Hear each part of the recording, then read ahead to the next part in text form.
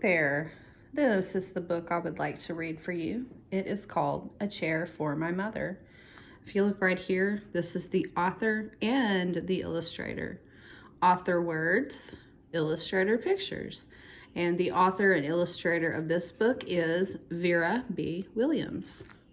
And I know Miss Wade has done a lesson with you about what that means.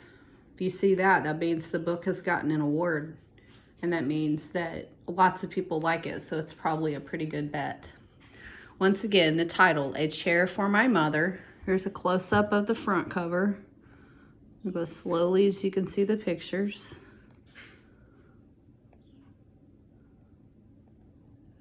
All right, there you go. You might be making a prediction right now of what place is that. Might be thinking about that while we read. Here's the title page again. A Chair for My Mother by Vera B. Williams. This is the dedication page to the memory of my mother, Rebecca Porringer Baker. And oh, there we go. There's the picture off the cover. Those words say Blue Tile Diner right there. Is that picture? My mother works as a waitress in the Blue Tile Diner. After school, sometimes I go meet her there. Then her boss, Josephine, gives me a job too. I wash the salts and peppers and fill the ketchups. One time I peeled all the onions for the onion soup. When I finish, Josephine says, "Good work, honey," and pays me. And every time I put half of my money into the jar.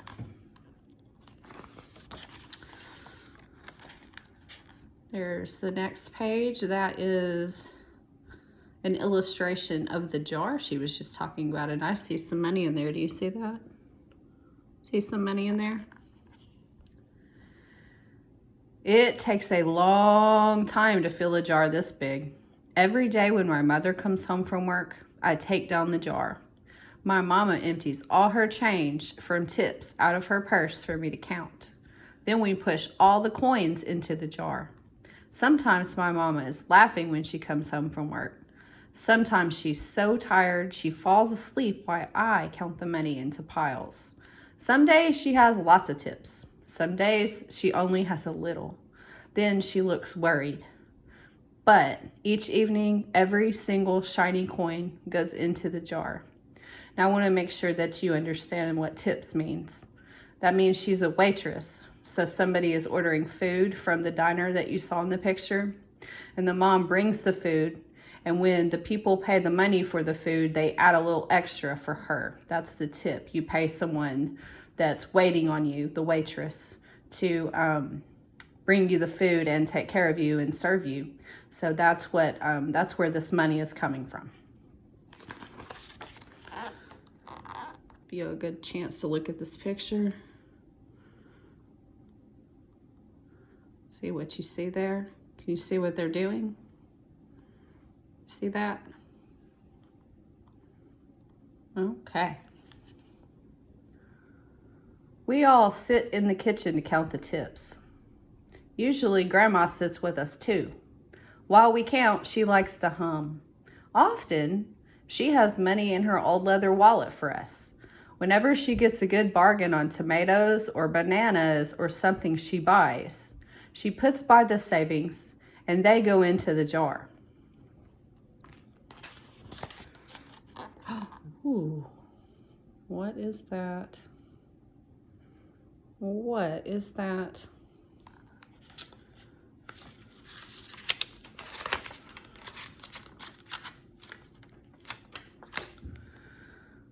When we can't get a single other coin into the jar, we're going to take out all the money and go and buy a chair.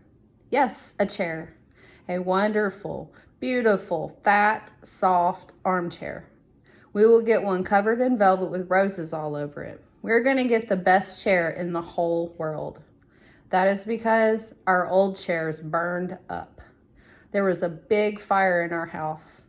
All our chairs burned. So did our sofa, and so did everything else. That wasn't such a long time ago. So I have a question.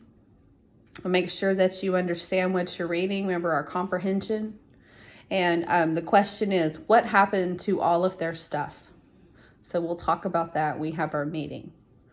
So be sure that you're paying attention to the story and get ready for that question, okay?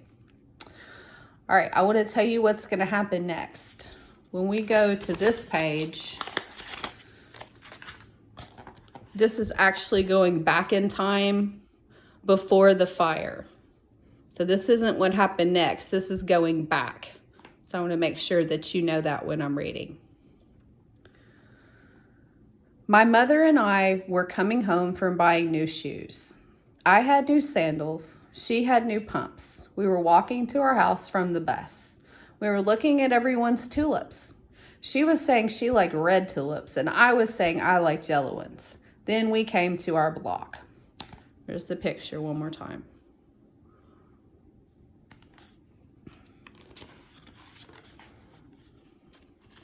Oh dear. Get a good look at this picture.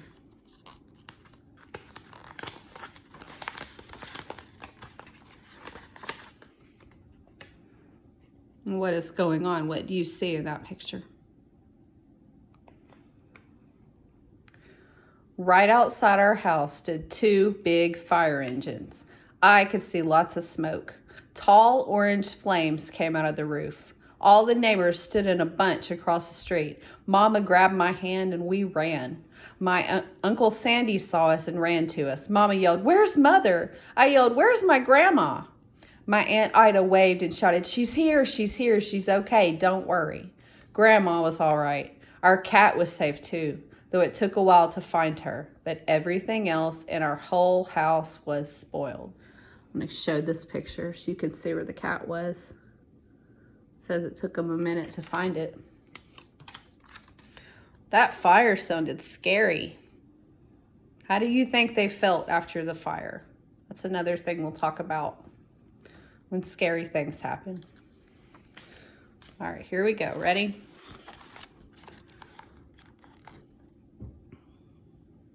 Here's the next picture. What do you think that is? I notice everything in this picture is black or gray. That might give us a clue. What was left of the house was turned to charcoal and ashes. We went to stay with my mother's sister, Aunt Ida, and Uncle Sandy. Then we were able to move into the apartment downstairs. We painted the walls yellow. The floors were all shiny, but the rooms were empty. My question is, why were the rooms empty? Think about what's happened in the story. Why were all the rooms empty? Here we go. I'm going to show you. This is a long picture. So I'm going to go really slow so you can see all of it. Here we go. Push that down where you can see.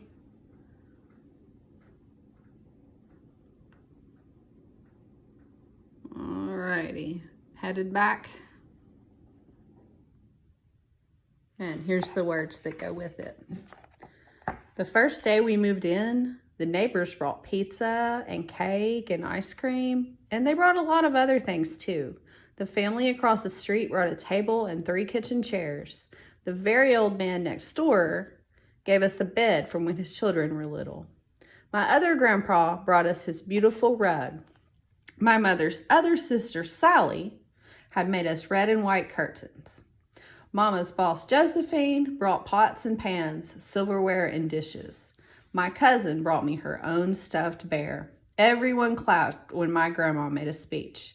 "You all are the kindest people," she said, "and we thank you very, very much. It's lucky we're young and can start over."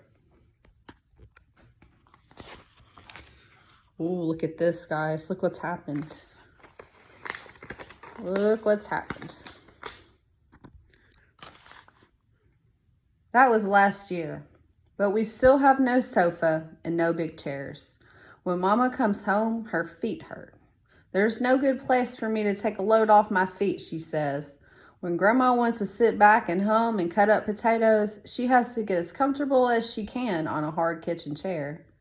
So that is how come Mama brought home the biggest jar she could find at the diner, and all the coins started to go into the jar. Now the jar is too heavy for me to lift down. Uncle Sandy gave me a quarter. He had to boost me up so I could put it in there.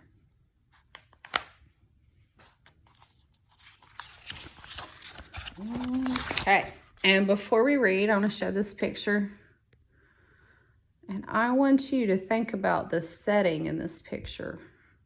Where are they? Have you ever been anywhere that looks like this? Okay. There you go. Now I'm going to read. Let's see if you were right. After supper, Mama and Grandma and I stood in front of the jar. Well, I never would have believed it. But I guess it's full, Mama said. My mother brought home little paper wrappers for the nickels and the dimes and the quarters. I counted them all out and wrapped them up. On my Mother's Day off, we took all the coins to the bank. The bank exchanged them for $10 bills. Then we took the bus downtown to shop for our chair.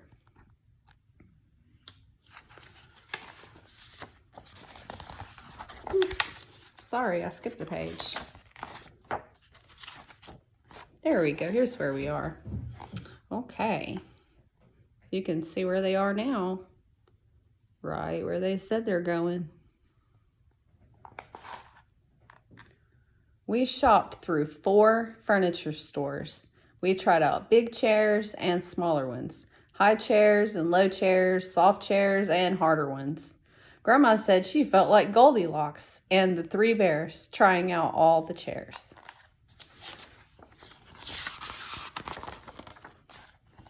Here we go. How many stores did they say they went to? Here's one of them. Looks like a chair store. Okay. Finally, we found the chair we were all dreaming of, and the money in the jar was enough to pay for it. We called Aunt Ida and Uncle Sandy. They came right down in their pickup truck to drive the chair home for us. They knew we couldn't wait for it to be delivered. So I have a question on this page for us to talk about when we have our meeting. Why is it so important to get the right chair? I want you to think about that so we can talk about it when we get together. They went to 4 different stores. They didn't just get the first chair they found. So why did they do that? Why was it so important to wait and get the right chair? All right, here's this picture. So you can see what's going on here.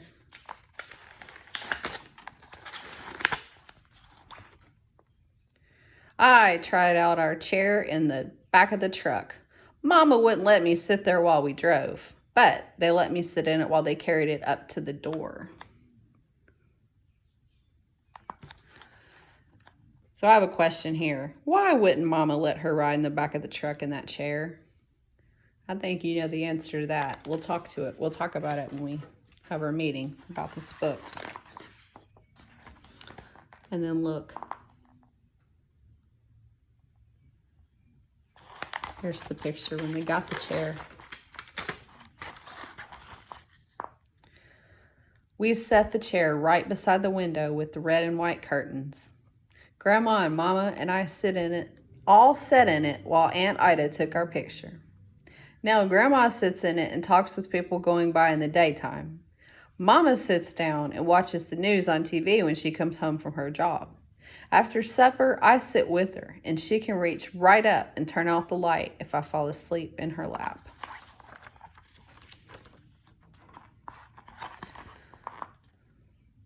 And I have another question here. The title of the book is called A Chair for My Mother, but the mother is not the only person using the chair. Everyone is benefiting from the chair, right? So I want to know if you think we should change the title. And if so, what do you think we should change the title to? That's something for you to think about. And that is the last page, the end. Here you go. We just read A Chair for My Mother by Vera B. Williams. Hope you enjoyed. Can't wait to see you at our meeting and we'll talk about the book.